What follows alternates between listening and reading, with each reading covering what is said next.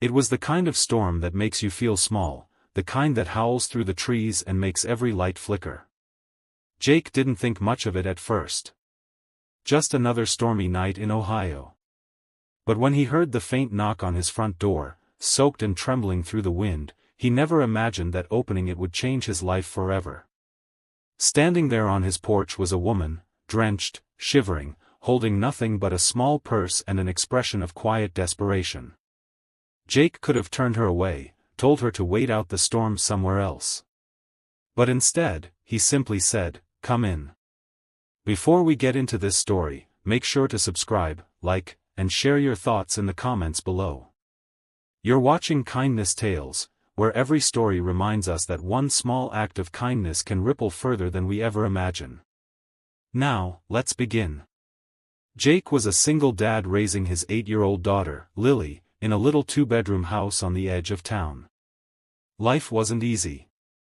He worked long shifts as a mechanic, and most nights, he came home tired, covered in grease, just hoping Lily had finished her homework and not stayed up too late watching cartoons. But he was proud that even with the bills and the loneliness, they were managing. That night, as thunder rolled outside, he handed the woman a towel and a cup of hot cocoa. She looked fragile, like she hadn't eaten in days. Her clothes were soaked, her eyes distant. "I'm sorry," she said softly. "My car broke down about a mile back. I didn't know where else to go." Jake smiled gently. "You came to the right place," he said. "Storm like this, no one should be out there." Lily peeked from the hallway, clutching her stuffed bunny. "Daddy, who's that?" Jake chuckled. "Someone who needed a little help, sweetheart." The woman introduced herself as Claire. She thanked them over and over for letting her in, apologizing for the trouble. But Jake brushed it off. "It's no trouble at all," he said. "You're safe here." They talked by the fire that night. She didn't say much about her life, just that she was passing through town on her way to a business meeting. She didn't mention her last name, and Jake didn't pry. He could tell she needed rest more than questions. Lily offered her favorite blanket and even shared one of her cookies. "Daddy always says we help people when we can," Lily said, her small voice full of sincerity. Claire smiled for the first time that evening, a tired but grateful smile. "Your dad's a good man," she whispered. The next morning, the storm had passed. The sun peeked through the clouds, glistening on the wet grass. Jake offered to drive Claire back to her car and take a look. The engine was flooded, and parts were soaked. "It'll take a few hours," he said, rolling up his sleeves.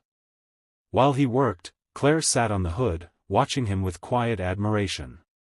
"You're really good at this," she said. He laughed. "Been fixing things my whole life. Cars, pipes, hearts, whatever breaks." Something in that line made her smile again. For the first time, she seemed less guarded. She told him she'd been traveling a lot, working too much, losing track of what mattered. Her voice trembled as she admitted, "Sometimes I wonder if I've forgotten how to just breathe."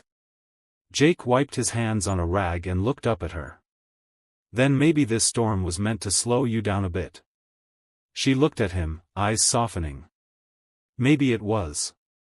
By afternoon, the car was running again. Claire insisted on paying him, but he shook his head. "You don't owe me anything," he said. "Just promise you'll pay it forward someday." She hesitated, then nodded. "I will." Before leaving, she knelt to thank Lily. "You're a very kind girl," she said. "You remind me of someone I used to be." Lily hugged her tightly, whispering, "Come visit again." And with that, Claire drove away, leaving behind a strange sense of peace, as though the storm had carried more than rain. Weeks passed. Life went on. Jake returned to work, packed lunches, paid bills, and sometimes thought about the woman from the storm. He hoped she was okay, wherever she was. Then one afternoon, a black SUV pulled into the small auto shop where Jake worked. Out stepped Claire, dressed sharply this time, confident, composed, but her eyes still warm. "Jake," she called, smiling. He blinked in surprise. "Claire? You clean up nice," he joked. She laughed. "I should hope so. I wanted to thank you properly."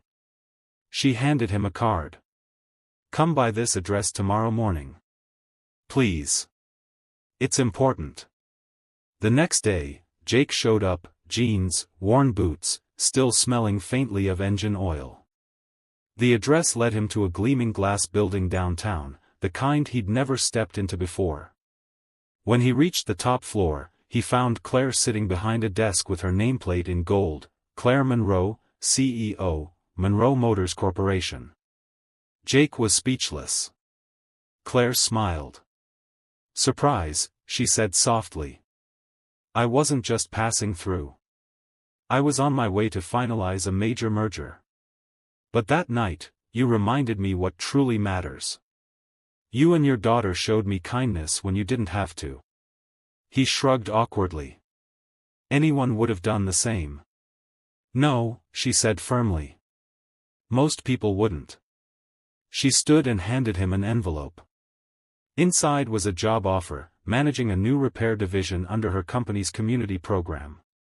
"You're talented, Jake. And you have a heart this company needs more of. You once fixed my car.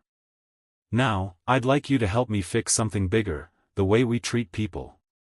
Jake didn't know what to say. He thought about Lily, about all the nights he'd worried about rent, and about how a single act of kindness had brought him here.